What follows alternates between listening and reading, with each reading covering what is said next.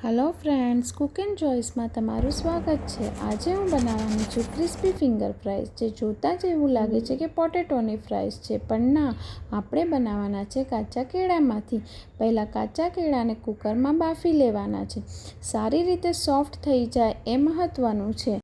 આ રેસીપી બહુ જ ઇઝી અને ટેસ્ટી છે, તમે ઘરે સરળતાથી બનાવી શકો છો। હવે કેળાની છાલ ઉતારીને ગરમ હોય ત્યારે જ ગ્રેટર કે ફોર્કની મદદથી મેશ કરી લેવાના છે। કેળા જેમ ઠંડા પડતા જાય તેમ કડક થતા જશે, એટલે ગરમ હોય ત્યારે જ મેશ કરવું સરળ રહેશે। જો ફોર્કથી બરાબર ન થાય તો ગ્રેટરની મદદથી કોઈ લમ્સ ના રહે એ રીતે ગ્રેટ કરી શકો છો। ગરમમાં જ મેશ કરશો તો ટેક્સચર પરફેક્ટ આવશે। હવે તેમાં ચીલી ફ્લેક્સ, મરી પાવડર, ઓરેગાનો, મીઠું, કોર્નફ્લોર અને ચોખાનો લોટ નાખીને સારી રીતે મિક્સ કરીને સોફ્ટ લોટ બાંધી લેવાનો છે। જો લોટ ટાઈટ લાગે તો થોડું પાણી ઉમેરી શકાય અને સોફ્ટ લાગે તો થોડો કોર્નફ્લોર એડ કરી શકાય છે। લોટ બહુ ટાઈટ કે નરમ ન હોવો જોઈએ, પરફેક્ટ લોટ જ સારું રિઝલ્ટ આપે છે। હવે હાથમાં થોડું તેલ લગાવીને લોટને સરસ રીતે સ્મૂથ કરી લઈએ, જેથી લોટ હાથમાં ચોટે નહીં અને વણવામાં બહુ સરળ રહે છે।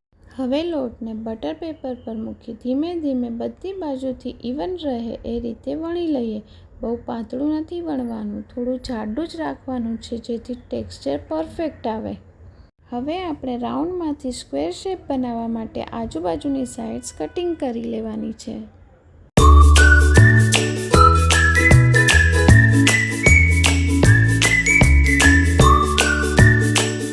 હવે તેને લાંબી સ્ટ્રીપ્સમાં કાપી લઈએ। ધ્યાન રાખો કે બધા પીસીસ એક સરખા રહે, જેથી ફ્રાય કરતી વખતે ઇવન કૂક થાય।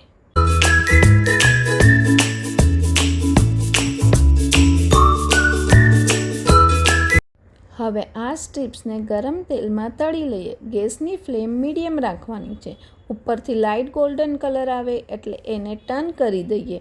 એને બંને બાજુ પરફેક્ટ ગોલ્ડન બ્રાઉન કલર અને ક્રિસ્પી થાય ત્યાં સુધી તળી લેવાની છે।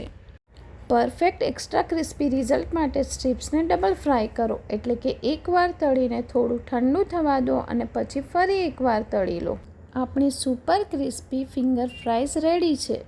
હવે આ ક્રિસ્પી અને ગોલ્ડન ફિંગર ફ્રાઈઝ સર્વ કરવા માટે રેડી છે। દેખાવમાં તો સારી લાગે જ છે, પણ ખાવામાં પણ એકદમ ટેસ્ટી છે।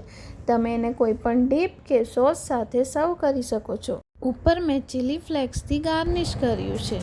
જો તમને મારી આ રેસીપી ગમી હોય તો વિડીયોને લાઇક કરો, શેર કરો અને મારી ચેનલને સબસ્ક્રાઈબ કરો।